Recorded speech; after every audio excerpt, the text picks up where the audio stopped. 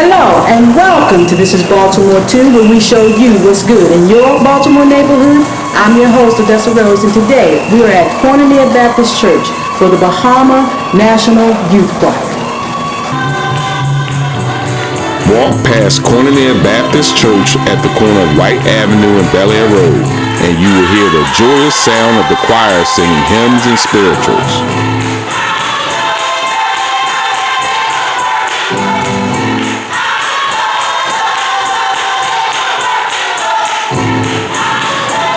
On one special Saturday evening, walking by Koinonia, the bold, powerful, joyful sounds of classical songs, Motown tunes, and traditional Bohemian folk songs could be heard. Not from Koinonia's choir, but from the Bahamas National Youth Choir.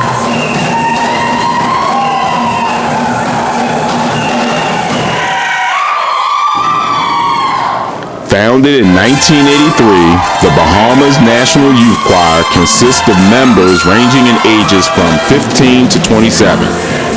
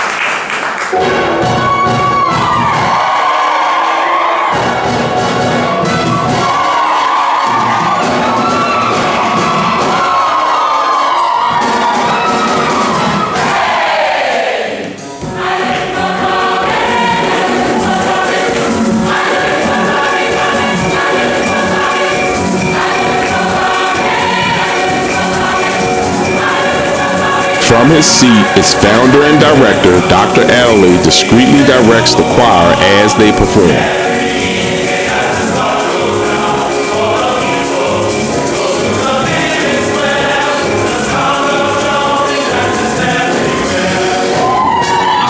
Dr. Adderley talks proudly about the choir's history and accomplishments. Actually, the motivation was the 10th anniversary of Bahamian independence.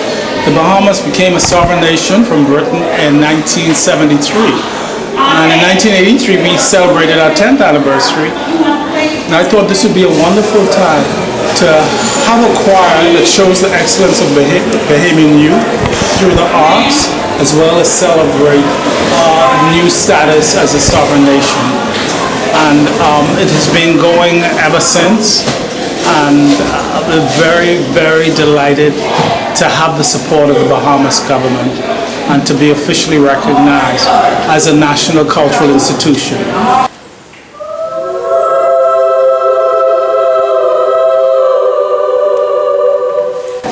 Actually, my initial motivation was my mother, the late Helen Bailey Adderley. She was a musician as well. To be honest with you, when we first started, I said, these young people just take up too much energy, too much time, I'm quitting.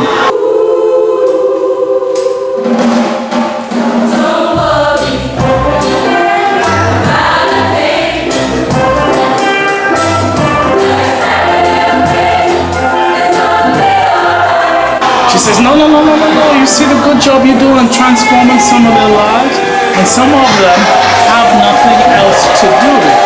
You have to give them an outlet for their personal development and their growth, and for their artistic development as well.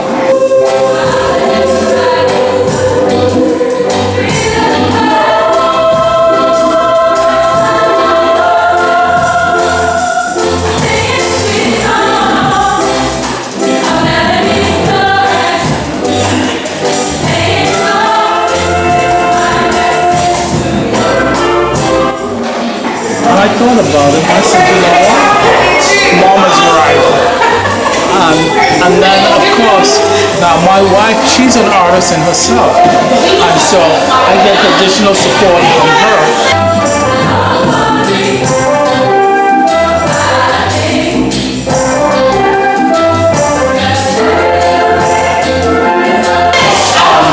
She's more into the dance side of things. Like my niece, who is the choreographer. So they've all been motivations to me and to keep it going. I can't let the young people down. I just can't, and I can't let my country down.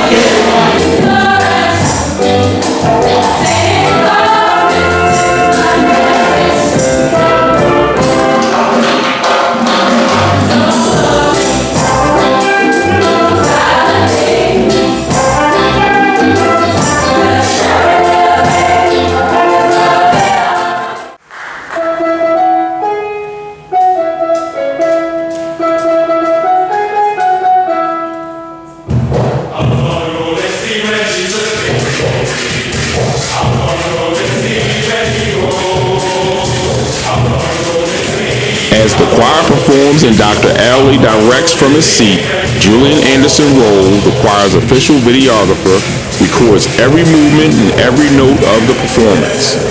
My name is Julian Anderson Roll, and I'm the videographer for the choir. I'm also a television producer at the station back in the Bahamas. And I've been traveling with the choir for, this is my 5th year. I've done 5 documentaries. Well, this will be the 5th documentary with them. Initially, I was producing an arts and entertainment show, and I did a feature on the choir as they were celebrating their 20th year. And once there's a lot of footage because they've been traveling quite extensively. They've been to about 22 different countries, and they sing in maybe 24 different languages. So it's quite an experienced choir, and it was really a privilege to do that. And the director, he saw the program, and during that year they were about to travel to Italy and Germany, and he asked me if I wanted to come along to do the program. And so I said, sure, no problem. And I jumped on board, and I traveled with them to Germany and then to Italy. We spent about 10 days total. And I was really overwhelmed at the amount of work and dedication that the members of the choir displayed on the trip. They got a chance to sing in the Vatican. They got a chance to sing at the Pope's winter vacation residence. They got a chance to travel all over Italy, Venice, various cities, and they really did a good representation of the Bahamas, and I thought it was really a privilege to be able to share that through a program. And so I produced a documentary, and we were all looking forward to it, and the response was pretty good.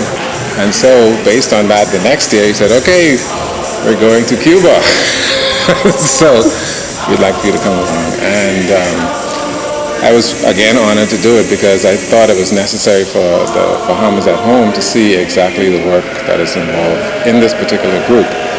Sometimes you take for granted when you hear them sing some of the similar songs, but the world doesn't get to see that. So they're great ambassadors for the country.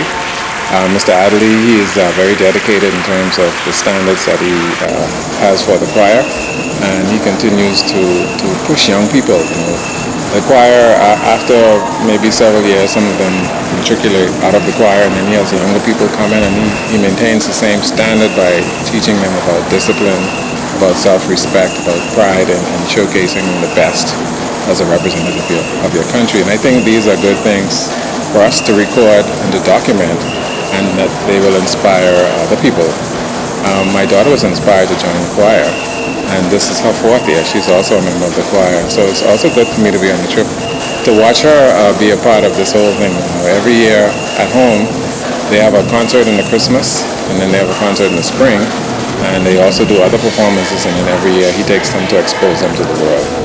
They've been all over Mexico, Africa, China, Germany, Italy, Cuba, the US, Canada.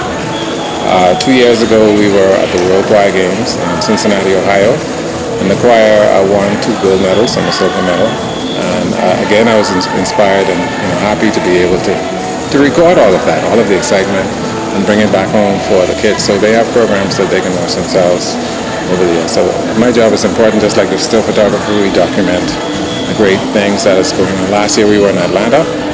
We sang at Martin Luther King Church, in Atlanta, and it was a great time there. And so all of these trips are good exposure, not only for the choir, but for the Bahamas and for the kids. So we're happy to do it. Thanks.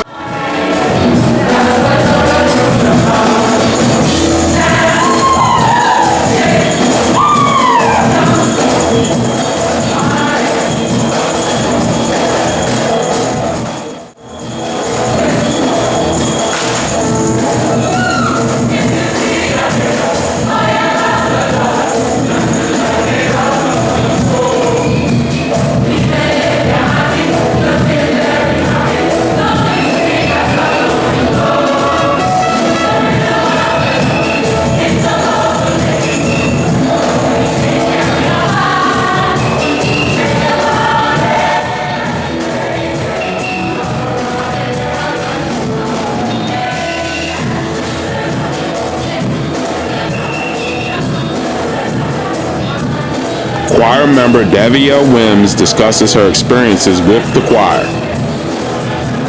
I've been in the choir. This is my 2nd year.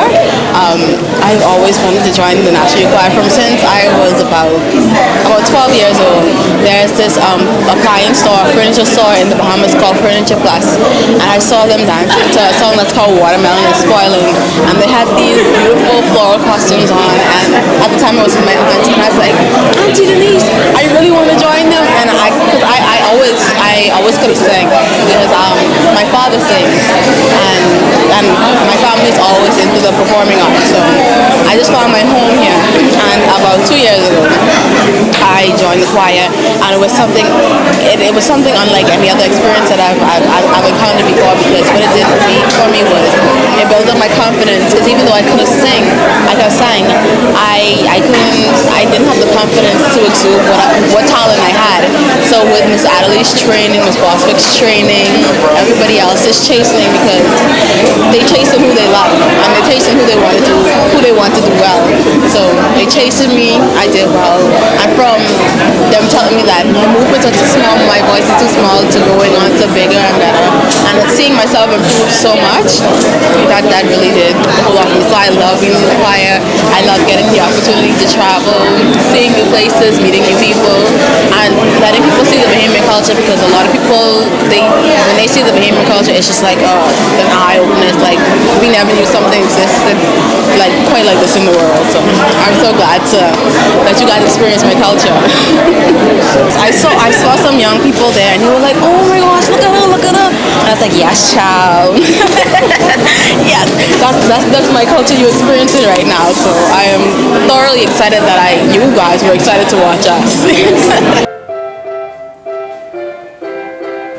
Vernal Adderley, a member of the choir since 2013, shares the impact the choir has had on his life. I've been in the National Choir for 1 year. This is my first time in the choir. I'm in the tenor line of the choir, and I've been enjoying it so far, learning different types of music and having appreciation for not only Bahamian music, but classical and other folk music. For example, our Creole pieces, which are pieces found and originated in Haiti. Originally, I've been watching the National Choir from I was a young man. I say young man, I'm still 20. But from I was a little boy, I've been inspired by the choir. I've never thought that this day would have come. I would have been taking part in such a national organization. I feel accomplished. I still have a lot of work to do in reference to preparing my voice and bettering myself as a singer. But so far, it's been really, really good. I see myself in the choir for 3 years. With the knowledge and the teachings I've been given from my directors, Mr. Kyo Kazadi and Assistant Director Jackson Fernando, I see myself going further, trying out for other senior choirs located in the Bahamas and hopefully internationally.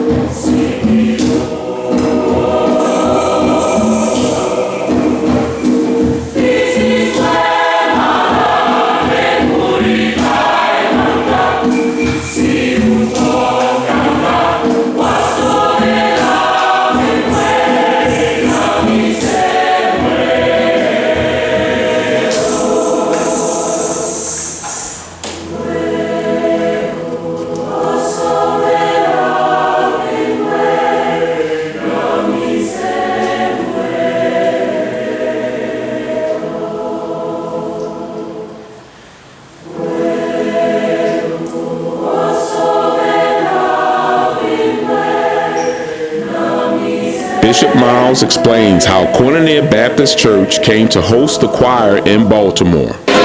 This opportunity was just dropped in our lap by the providence of God.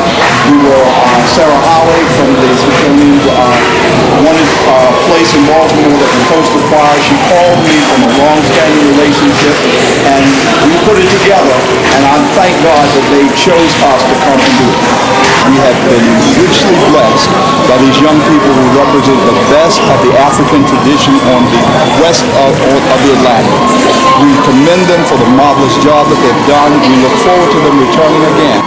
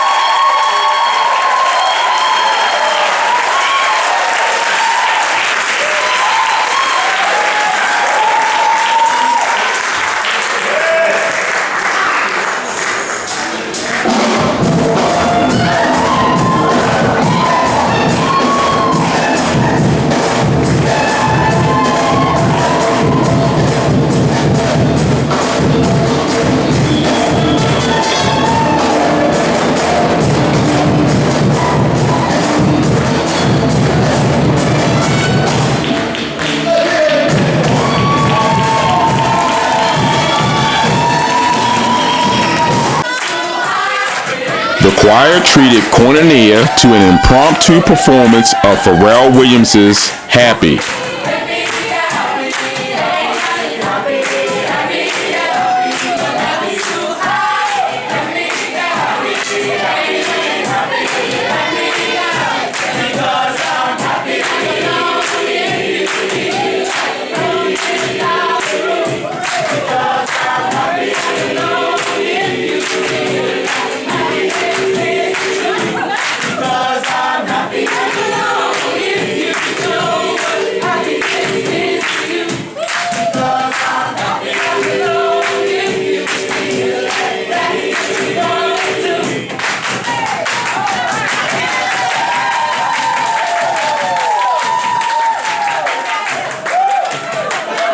Well, that's it for today's show. Thank you for joining us, and please tune in again so we can show you what's good in your Baltimore neighborhood.